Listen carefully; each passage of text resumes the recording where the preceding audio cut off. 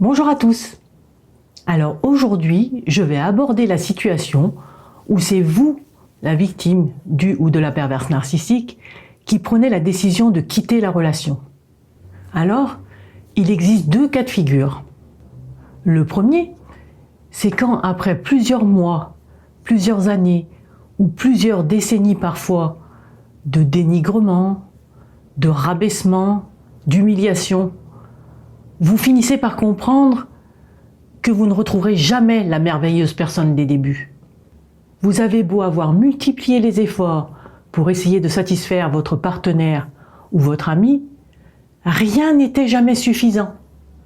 Vous avez identifié la nature exacte de la personne que vous côtoyez et vous avez donc compris qu'il est impossible que les choses s'améliorent.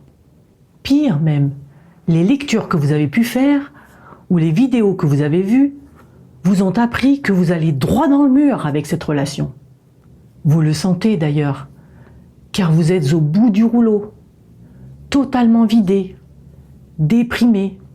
Partir, même si ça vous fait peur, se présente comme la meilleure solution pour vous, pour sauver votre peau.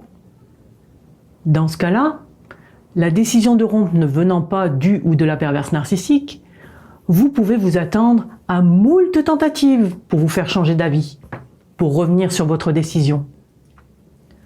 Ce peut être un nouveau bombardement d'amour, ou au contraire, des menaces, des tentatives d'intimidation, surtout si vous avez des enfants en commun ou des biens. Il va donc falloir vous blinder pour ne pas retourner auprès de cette personne. Car si vous le faites, il ou elle vous fera payer votre audace d'avoir voulu partir et vous en fera voir de toutes les couleurs avant de vous jeter sans ménagement. Ainsi, il ou elle aura le dernier mot. La deuxième situation qui peut se présenter, c'est que le ou la perverse narcissique a puisé tout ce qui l'intéressait chez vous et a trouvé quelqu'un pour vous remplacer. Il ou elle se met alors à accentuer les manques de respect, les comportements ignobles, pour que vous preniez la décision de rompre la relation. De cette manière, il ou elle pourra, aux yeux des autres, passer pour la pauvre victime qui a été abandonnée, malgré tout ce qu'il ou elle a bien pu faire pour vous. Pratique pour attirer une nouvelle âme charitable, vous ne trouvez pas?